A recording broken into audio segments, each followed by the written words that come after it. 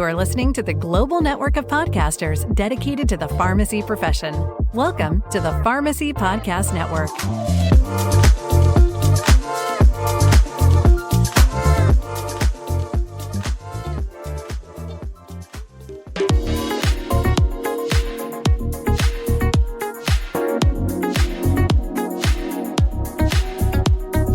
You're listening to FrameworkFocus, the podcast that explores trends, innovations, and insights in the long-term care pharmacy industry.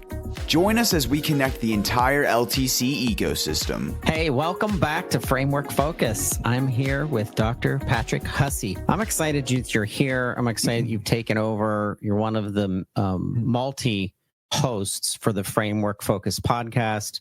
Framework and SoftWriters has a very special place in my heart of how successful I've been personally in the pharmacy profession because of my start at SoftWriters. So when I met you, you were one of the pharmacy 50 most influential people in our profession. You really drew a lot of attention to long-term care. When they told me, hey, we're going to have Patrick help us with the podcast and lead some of our conversations, I've been thrilled to have you here, and I really think you bring a lot of insight to it. So I'm glad you're here. Thank you. I appreciate that. Yeah, LTC is kind of my gig. You know, it's where I kind of grew up in, and you know, I've done this thing, worked for a couple different companies, and now I'm out there doing my own consulting thing. So it's been great, and the podcast thing has been new. So it's something I think I kind of gravitate. That's a challenge for me to get better, to do things a little bit differently. So it's been fun. So obviously, I enjoy getting to spend time with you up here at your podcast studio. Yeah. Hey, listen, pharmacists listening, technicians listening, if you have an idea, something happening in long-term care pharmacy, please reach out to us. Framework LTC, the SoftWriters team are about collaboration. They know that our profession can be better and technology can get better. But a lot of those ideas are coming from you. So anyone listening right now, you have an idea, a workflow system, AI use in long-term care, whatever it is, reach out to the Framework team, SoftWriters team. Reach out to me. I can get you in touch with them. Today, though, you have a guest in the green room right now that we're waiting to bring on. So tell us about what today's episode's about. Yeah, we're super excited. Today, we're going to actually have Melissa Post, who is the Director of People and Culture at SoftWriters. And, you know, pharmacy, we talk a lot about operations. If you've listened to any of our episodes before, we've talked about logistics, IT, and those are some of the tangible things, Todd, right, that we can touch and do. But we want to talk a little bit about, I don't want to say HR and boil it down, but the staffing and building and what that does and how you can implement some of those things to actually establish a great culture for your pharmacy, which, you know, I believe, you know, people first establish that culture, that'll bring in the business. So it's actually a very important thing to talk about. And sometimes it goes by the wayside because if you've ever worked in a pharmacy, you know, sometimes it's just about keeping your head above water. So some of these things get missed. So we're super excited to have Melissa here today. Hey, welcome, Melissa. Hey there. Happy to be with you guys. Yeah, happy to have you today, Melissa. So, you know, I just touched with Todd a little bit. You know, today we're super excited to talk about how do we build a thriving LTC pharmacy workplace and culture. And, you know, we wanted to talk a little bit about the staffing challenges and what that can do to your pharmacy workplace and how to maybe some effective recruitment and retention strategies because, you know, being in operations for a long time, and I'm sure a lot of people out there listening can attest to this, is it's hard when you have turnover. And it's not like we can just throw money at that problem all the time because there isn't necessarily enough money to throw around. So what can we do to try to keep those people in other ways? You know, and just any other initiatives that we have to promote employee well-being and a positive workplace culture. And I thought, what a better person to have on than somebody who's kind of come up in that world. So, Melissa, again, great to have you here today. And if you wouldn't mind, tell us a little bit kind of about your background and your past. And I think you've been with SoftWriters now for a half a year, maybe close to a year, kind of how you made it there. Yeah, thanks, Patrick. Yeah, I've been with SoftWriters for about 6 months now. Prior to SoftWriters, I spent the bulk of my career in HR and people operations, for healthcare organizations and supporting hospital networks. And as we like kind of rounded out the pandemic, I was ready for a break and something a little bit different. And so I took a really incredible opportunity working with a tech startup. I was with them for almost 3 years. Absolutely loved the organization and the culture. But I was really, really excited to have the opportunity to join SoftWriters and blend kind of like all of the experience that I have had in my passion for really caring for people with the tech and the automation and the ways that we are becoming more efficient and advancing everything that we're doing to care for the people we care about. So I'm really happy to have the opportunity to be with SoftWriters and continue to grow. That's awesome. So it was kind of a perfect, combination of your past coming into SoftWriters, tech and the healthcare. And now you came into a place that not kind of melts the two together. Yeah, for sure. And I joined SoftWriters at a really optimal time when we were fully implementing our hybrid workplace model, moving to a new office on the North Shore in Pittsburgh. You know anything about Pittsburgh, everything is all about sports. We are right next to PNC Park. We're right next to Acrisure or Heinz Field or Three Rivers, depending on how long you've lived in Pittsburgh. And you really feel the energy of our office space. And I really love having the opportunity to be close with all of my coworkers working in other areas and really collaborating on those days that we are in office. That's awesome. And before we go into, because I have a couple things that I want to make sure we hit on. Is it about sports? I'm not willing to go there. No, unfortunately, it's not. But I've been to your beautiful down there, and yeah, you're right. The scene on the river next to all the sports stadiums is unbelievable. But anecdotally, when I saw that we were going to do this podcast, I can just tell you from my career, one of the most influential people that I had in my first real management job. And I know she's not going to listen to this, but Joanne, if you're out there, I miss you and thank you. She kept me. I remember going home to my wife one night after, it was probably 3 or 4 months. And I was like, I don't know if I can do this. Like I went from being a staff pharmacist to a pick to now leading an entire pharmacy as an executive director. And the biggest challenge wasn't the operations. I understood how to get drugs out the door. It wasn't reimbursement. I understand how to bill for things and how to do all those things appropriately. It was the people aspect. And I had just never been exposed to anything like that. And she, bless her, she did such a good job of holding my hand for those first 6 months. But I just remember I just experienced such stress and issues about the people and how to manage the people and the personalities and doing things to help keep our good employees around. How do I handle the employees that may not be meeting expectations? So just a shout out to you and your career and the people out there like you, because it was super helpful for me. With that, I think one of the important things I wanted to start with, and I know a lot of these people listening in, pharmacy owners out there, do you have any best practices that you're able to share for pharmacies to help with staffing shortages, and then just kind of how to build an effective staffing strategy going forward? Yeah, I mean, it's a really great question. I think that it is, it's a pain point for so many organizations. If you are not focusing on the retention of your existing employees, you are always going to be actively recruiting. You should probably always be pipelining a version of, building the pipeline for strong candidates with your recruiting programs. But if you're not putting both lines in the water with retention and recruitment, you're always going to be in that continuous cycle. So when you think about the employees that you have, it is not just the interview process, hiring them, it's onboarding them. It is teaching them all of the ins and outs, getting them to, fully assimilate to the organization, and the institutional knowledge that comes from being in any organization, regardless of size, for any period of time. If you look at your existing employees as like, walking encyclopedias of your business, their value goes way, way up.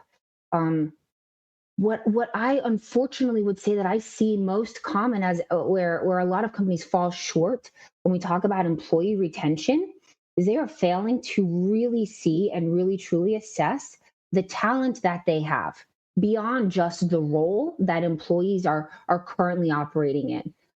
I mean specifically like the interests that they have, the things that they are doing outside of their 9 to 5 that really can benefit and fuel the organization. I can think of one example that I had a number of years ago when I was with a large healthcare organization in the area. We had a clinician who, an intermediate level clinician, I would say, in a role comparable to the level of like a farm tech, leave and go to a competitor in a clinical adjacent tech position supporting the software that both healthcare organizations were using. The reason that specifically was such a pain point with that move is that we were also recruiting and pipelining for a role very similar. And the conversation with the leader, and then more specifically with the leader who ran that tech team, they were unaware. They were totally unaware that this employee even had not only the interest, but the experience. And the benefit came that they already had that clinical experience they had made them that much better in supporting and adjusting to the software that they were trying to work with. We let someone walk out the door with that institutional knowledge that you cannot recruit for, you cannot hire for. You can only spend time training and building. So it was a mess. And I see that happening a lot where we don't have leaders having just kind of like, meat and potatoes kind of conversations with their employees and really understanding, like, I get this is what you're doing all day. Is this what you want to do? What else do you want to do? Where are we missing that internal talent that we could and should be maybe moving into other parts of the organization? Start your recruiting inside before you start looking outside. So why do you think people miss on that? So why do you think managers miss on that? Do you think it's because, I just kind of referred to my own self, you think it's because they have too much pressure to get other things done, so they kind of deprioritize those things? Or why do you think that happens? Maybe. I think that's a real maybe. I think that a lot of time leaders, we are, especially now, I have seen probably over the last 15 years, a increasing demand for leaders to not only be leaders, but to be hands-on in the weeds, doing the work, working leaders, kind of coaching team players, right? So I think that their workload is very demanding, and they're trying to produce while lead. And I think sometimes we see leaders get kind of head down and they miss the opportunity to pick their head up and really connect with the people that are reporting to them, that they're trying to lead through these tricky navigating uncharted waters. I'll tell you, I think the other thing that really kind of hangs us up, and a lot of who is a blocker for this, is us, the people teams, the HR teams. Sometimes we get our leaders so hung up on doing this assessment or this survey or this project, things that ultimately our long-term focus is to make our business more efficient and expand on our talent. But what we're not taking into consideration is the time suck that it really puts on our leaders to get all of that information and all of that work together. That's in addition to being hands-on, being a leader, trying to connect with their employees every day. And then, by the way, they may or may not have a life outside of work. 100%. I still remember sometimes, everybody getting all worked up when it was review time. And it's not because people didn't want to do the reviews. I don't think that was the problem. It was just the work that was involved and the time that was involved in actually doing them. I think today, and probably now, there are better options out there to kind of manage those things, like other technologies that you can use, right?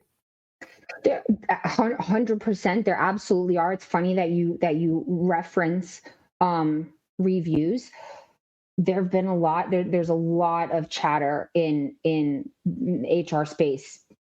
Again, I would say this is not news. This is not new information. The value and the intent and the importance of a performance review, that annual review event, it's crap, right? If we do it once a year, you're waiting all year to hear whether or not you're good at your job. Heck no. Yeah. We're in this environment where we want instant gratification. Everyone is on social media. They're refreshing their, information as quickly as they possibly can because they cannot digest and consume it fast enough. Give them feedback, have collaborative conversations at the same rate that they want that instant gratification outside of work. Because if you give it to them inside of work, they're going to keep using and fueling with that information to evolve and change. That makes sense. So from a pharmacy, specifically from a pharmacy perspective, and whether it's independents or even in the larger pharmacies, right? That manager of the pharmacy almost in a lot of places runs it like their own business. So I guess how would you help them with some retention strategies for the person that may leave their pharmacy for $1, $1.50? And I guess you could say, hey, just give them $1, $1.50. But a lot of times I think you would agree, it's more than just the money. Like, what are some easy things that you think that some of these managers or independent pharmacies can do to kind of keep that employee from, leaving for $1 or a couple dollars? Yeah, it's a good question. I think that I'll give you my short answer, which is it's not a one size fits all. It's just not. I think everyone is, hoping to turn over the right rock and get lucky. It doesn't happen that way. But I think some things that we do see that we have seen, in a variety of global surveys, feedback that we've received from employees by the HR population. I do not mean exclusively SoftWriters. Sometimes it's money. Sometimes employees attribute the compensation to a level of appreciation. So if we take that another step further, appreciation. If employees want to be appreciated, how do you show appreciation to your employees? I don't know. How do they want to be appreciated? Have a conversation with them and ask them specifically what will make you feel appreciated, what will make you feel engaged, and maybe they don't even know. That's why you've got to continue to revisit and dig in to these conversations. Jumping the gun and thinking that what they want is a misstep. Because at the very least, your employees want to be heard. They want to have conversations. So if you're not even asking them, you're certainly not listening to them, and they're applying to other jobs while you're trying to figure out what you think they might maybe possibly want. So compensation seems like it might be it, but that's not always the easiest thing when we're talking about smaller pharmacies and smaller organizations that just quite frankly can't afford it. When we talk about career pathing, there's an investment. You're making an investment in your employees. So even if you're a small pharmacy, you're bringing on a new software like Framework, maybe even a different timekeeping system. Someone has to maintain, update, support those, and also just kind of be the go-to. There's great opportunities to leverage the technology to have other people be experts in things outside of their primary roles. Flexibility is a big thing. People want to feel like they have the autonomy and the ownership over their own schedules and their lives. They're choosing to come to work. They're choosing to spend time with their friends and family. So how can you give them that ability to choose while still meeting the business needs and the structure and the framework, right? It all makes sense. Yeah. Building a rapport and trust for the people that you're working with or who may be working for you. It makes perfect sense. Now, I think that leads us perfectly into kind of one of the other questions I wanted to get at. Like, there are opportunities or sometimes where, you do lose that employee for whatever reason. It can be a positive. They got a promotion somewhere else or, this, that, or the other thing. I mean, what were some approaches that you've seen or that you think help on, kind of developing that bench in, the situation, especially when you have middle managers or the manager of the pharmacy or whoever so that you're able to kind of fill in when said person does leave? If you do not have succession plans in place, get going now. Pick up your pencils and go. You must have, for all of those key positions, you've got to know what your backup is. If that person wins the lottery or gets hit by a beer truck, what are you going to do tomorrow? You've got to put that in place. Even if you don't know how that one specific person is going to get to that level, or if they're really ready to even take on that role, you need to be identifying talent within the organization that is going to fill in on those key positions. And then as you start mapping out a plan for how, if, and when they will be moving into that role, now you're building what that career pathing and that succession plan can look like for that person. Share it with them, bring them into that conversation, because that's when they feel that you are investing in them. If you're doing all of this behind the scenes without transparency of operating, you're missing an opportunity to connect with your employee. It makes perfect sense. And then when they do tell you they're going to leave and you say, oh, but we had this plan for you, or we were planning on this, then it kind of seems hokey, right? What is that phrase? Yeah, a day late and a dollar short. Yeah, you're just saying it now because you're worried I'm going to leave. I can tell you that some of the more stressful situations in my career have been when we have lost key people in the pharmacy and I didn't have a succession plan, or whoever, probably. You know what I think the other piece of that is? I think that it is sometimes a miss that there is less value or importance put on how someone is exited from an organization, whether it be voluntarily or involuntarily, right? We have a number of boomerangs at SoftWriters, employees who leave and come back because sometimes the grass isn't always greener. Sometimes they're ready for a different type of role that we can offer them within SoftWriters. Having someone rejoin the organization is an indication of how they left the organization. If someone resigns and you're salty about it, you push them out the door and that's it, they're now sending someone into the market who is going to speak of their employee experience in an unfavorable way. That's going to cascade to how they reference your product. You're putting bad press about yourself out there.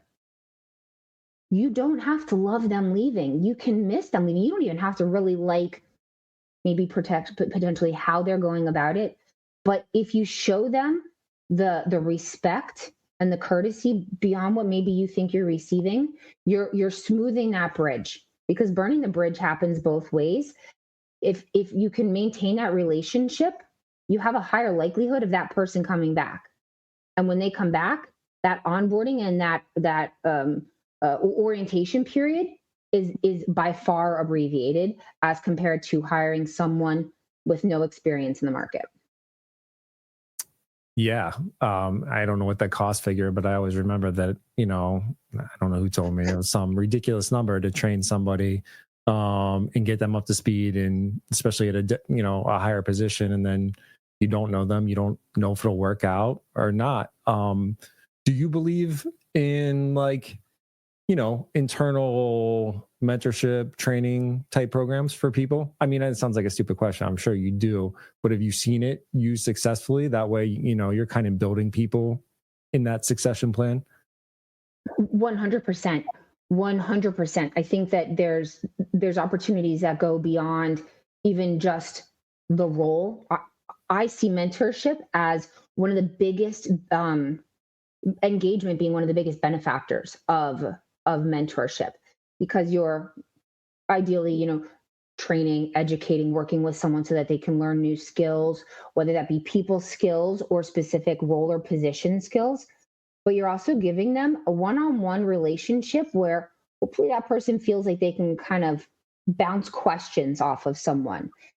What do you think about this? Or I heard so-and-so leader say in an all-hands meeting this specific information. I heard this was one of our goals.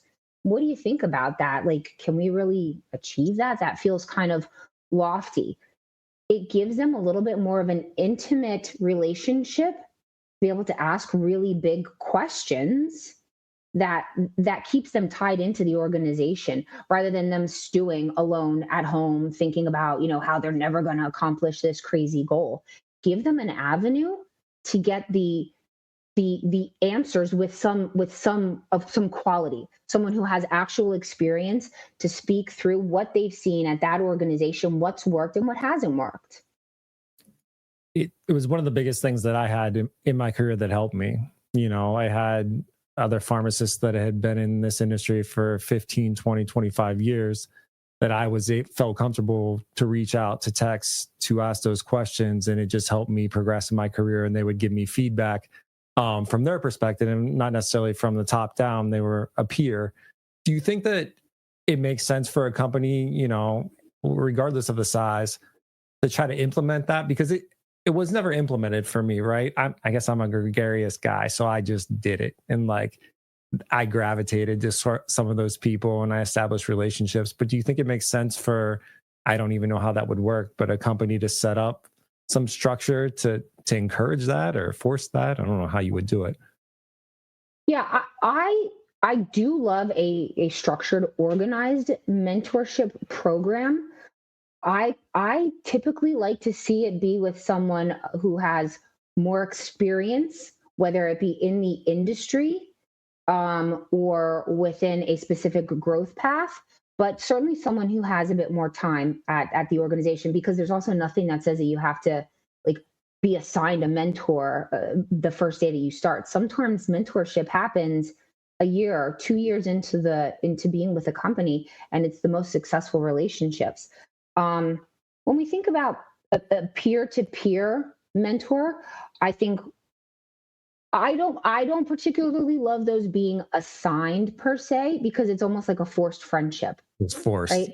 If the person who is being assigned the mentor is not in alignment, that mentor is more knowledgeable or more experienced, they may not receive that mentor very well because they're in peer positions, right?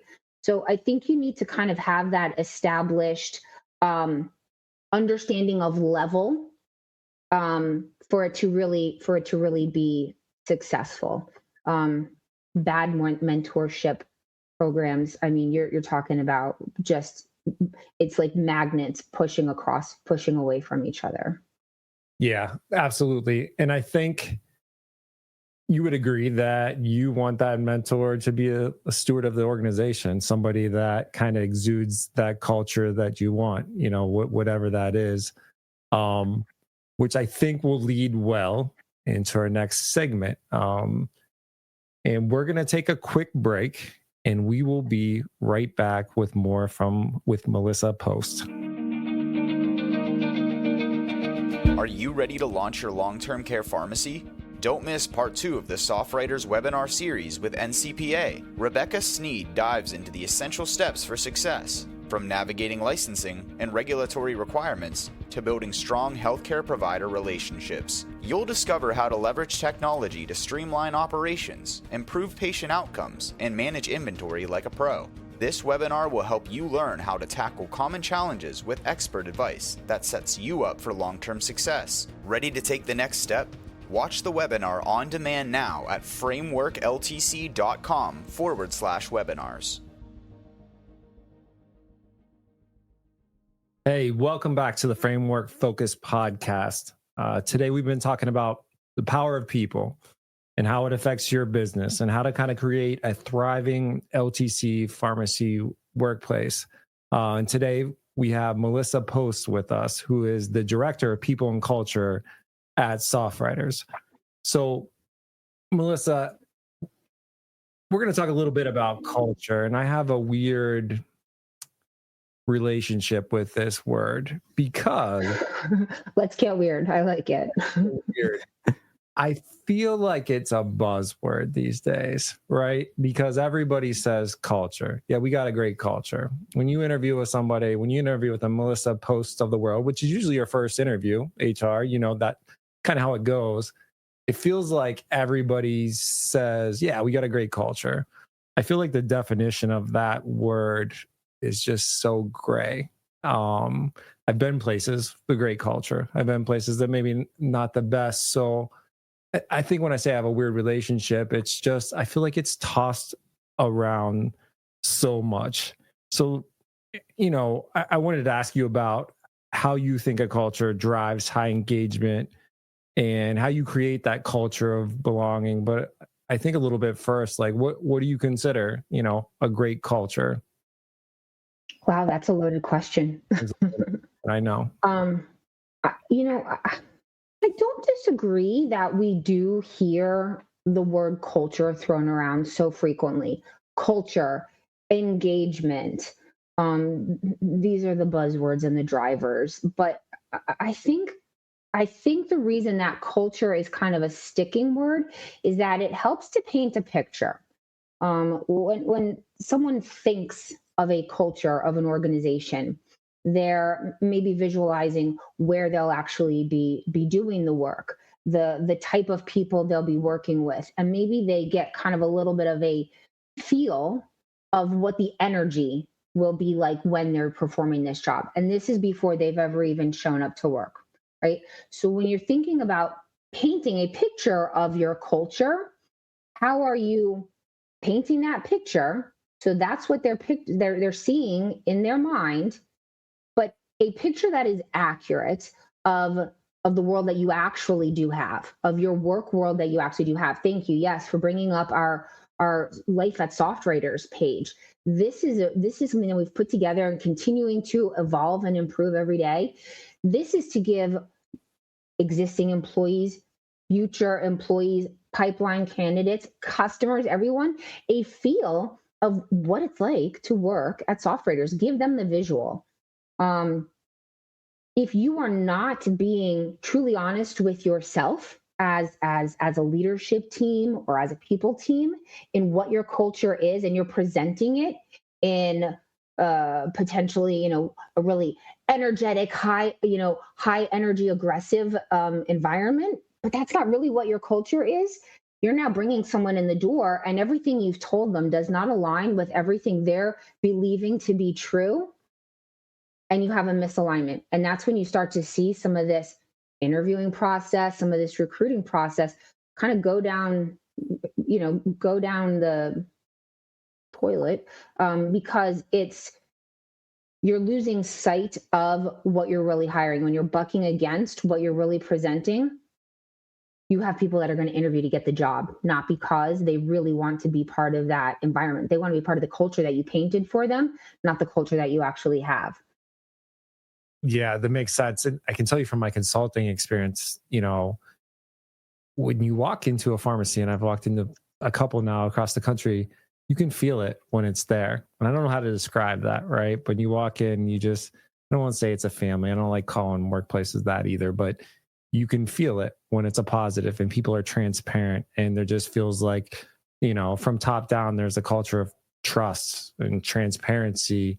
It just kind of exudes to the people that are working there, and they're so eager to show you their work, and they're so eager to show their contribution and what their piece means to the organization.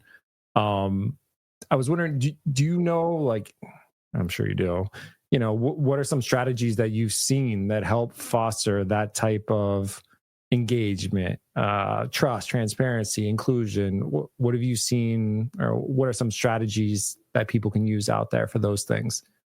Yeah. So I loved sharing the LinkedIn Life page. I think that that's super important. It's quick to update and change. Those are not only current videos, but pictures, activities, things that are actually going on in our space. So when someone comes in to interview, ideally they've done a little bit of due diligence and have gone to our LinkedIn page and stumbled across the Life tab within our LinkedIn page. They're actually going to see those people in our office. We're now building authenticity in what we're presenting and what you're seeing in our space. So, I think it's important to walk the walk for what you're going to talk the talk. When we talk about a family type culture, which is a value at SoftWriters, we have a family spirit. I do not think that I am family with anyone that I work with. I'm 100% sure I'm not related to any of them. But really what that family culture ends up being is getting to know each other so well, because you're spending so much time with them, because you're excited about it. You're energized by the work. I want to have more conversations with my peers. I love hearing about how one of our finance associates, how her daughter is doing in her first year of college playing lacrosse for her university. I love hearing about what the weather is like on the other side of the country for some of our sales reps. When we talk about the connection, we're building that cross culture across all departments that's carrying that energy. All makes sense. What about remote and hybrid? Like, everybody's been pushed to these, right? And pushed or opted in. Yeah, I don't know. I had trouble handling it. Like, when we were hiring new employees for hybrid or remote positions, after the pandemic, it was like, what is the right thing to do? How do I build this culture that I want to have, this trust, this relationship with people that are now remote? Yeah. I think that it is, I think building culture remotely is tough. I do think that there's some barriers. I myself have worked in both environments, being fully remote and being hybrid. I think the important piece is to understand that you want to have a common thread, something that is consistent for all employees, regardless of location, time zone, etc. I love virtual events that have absolutely nothing to do about work. Start doing them during kind of those core working hours, because then you're not infringing too much on someone's personal life. Once they really start to make the connection with their peers, then you can creep into the personal life space as necessary. Have people talking about things that have nothing to do with their families, their hobbies. I really love wellness initiatives. In other organizations that I have been part of, we have done different types of global, like, kind of miles, if you will, where there's a certain amount of miles that you are trying to build towards as a team, whether it be whatever class you take every morning at the gym, on your bike, you're a runner, you're accumulating total team miles and you're competing against other teams within the organization. I love this for a couple reasons. It has nothing to actually do with work except for the people you're doing it with. It also fosters, right, healthy lifestyle, work-life balance, all those other things. But you're working towards a collective goal, doing things that you already love, and that competitive spirit really drives that fun, energetic atmosphere. So again, that all makes sense, and everything you say makes sense. So let's pretend that I'm hearing this, or somebody out there is hearing this podcast. They've decided to listen because they love LTC Pharmacy, and they're like, wow, I just heard Melissa talk and our culture sucks, or whatever, or we need to make changes. I can just tell you that, people, they're instant. It's so tough sometimes. People are so resistant to change. Organizations sometimes are so resistant to change. It's, hey, we've always done it this way, which is the worst phrase that you can ever hear. So how do you go about, how can pharmacy leaders, I guess I should say, navigate or overcome that resistance, that, hey, we hate change, we're good the way we are, things are all right? Well, but are they?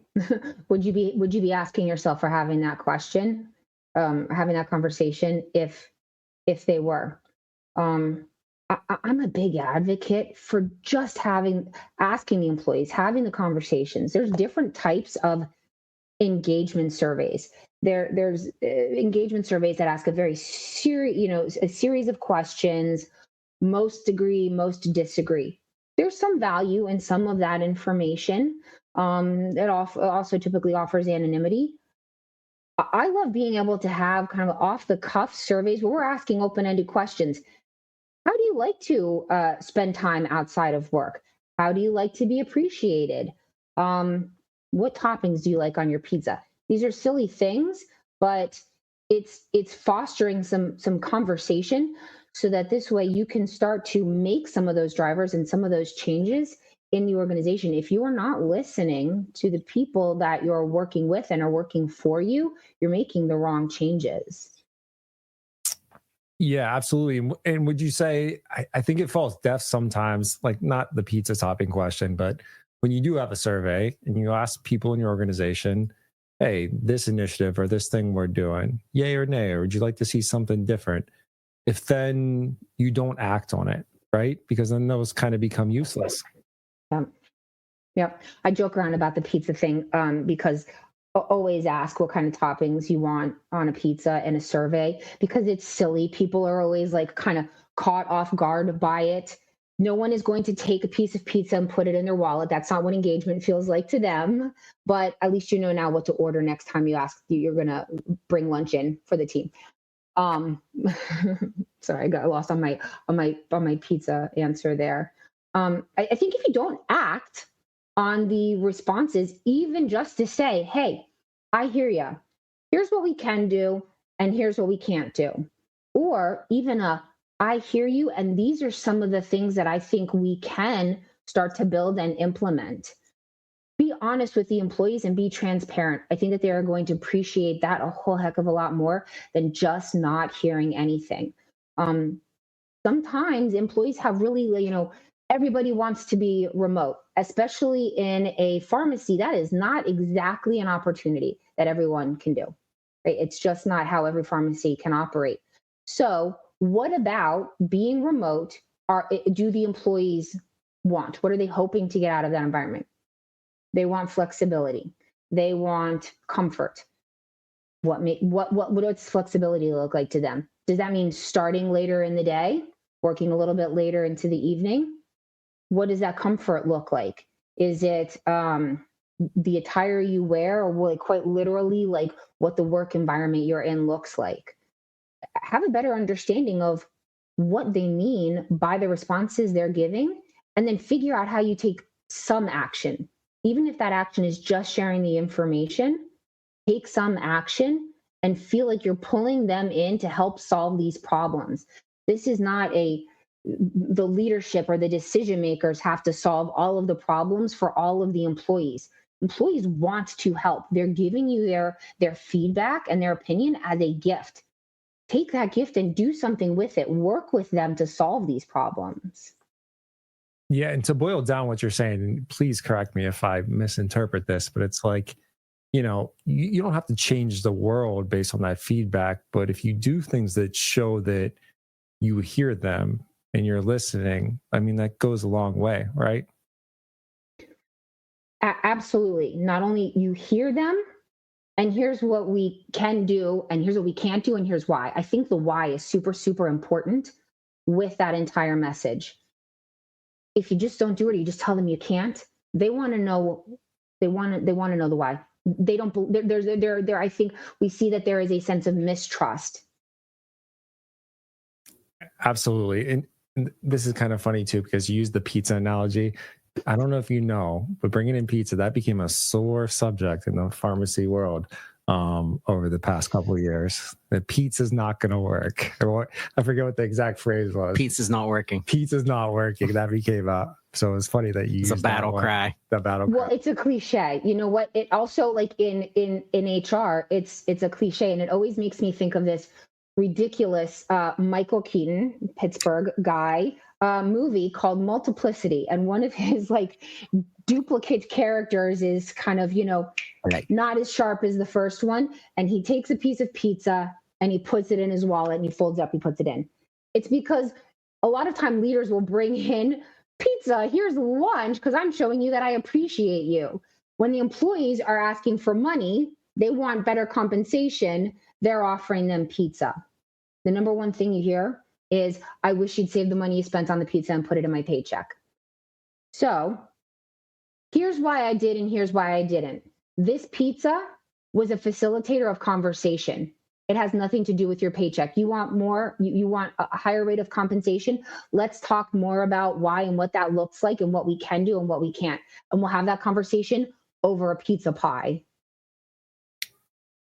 Absolutely. With that, Todd and I are hungry. I think we're going to go grab pizza. And this is a great place, I think, to wrap up. I mean, we talked about a lot of important things today. Melissa touched on effective recruitment, retention strategies. We talked a little bit about culture and what that really means, belonging, and how to get your employees engaged more. And lastly, you just heard us talking about managing resistance effectively and things and strategies that may work for you and your pharmacy. I think, from my perspective, again, it's to have, you're lucky if you're big enough or you've invested, I think, in an HR person, whatever title you want to call that, director of people and culture, call it Joanne for me. It just, I can't tell you the big difference that it's kind of made in my career, and having that right person in there to not only help, they're the bridge, a lot of times from employees to leadership, and they can help solve a lot of problems, especially if they're actively engaged with what's going on. I really do think that it makes all the difference. So I think this conversation is important. Melissa, I'll leave it to you to kind of give, your closing thoughts on, building a thriving pharmacy workplace in your eyes. You said a lot of it already. I said a lot. How do you round out 47 minutes of conversation? I think it is having open dialogue. If you walk away with nothing, it's open dialogue to hear really what's happening, because that's going to guide you for the changes you need to make internally, and it's going to guide you for what you need to look for externally, whether that be recruiting or retention. So it's listening, asking the questions, and listening. 2 ears, 1 mouth, right? 2 ears, 1 mouth. I love it. Feel free to reach out to Melissa, M as in Melissa, post as in post office at SoftWriters.com. If you have any questions, even if it's about the SoftWriters products, always feel free to reach out to me on any social media platform that you can find me if you need any help with pharmacy consulting in the LTC world. And I want to thank everyone for listening to this episode of Framework Focus, and we'll see you next time.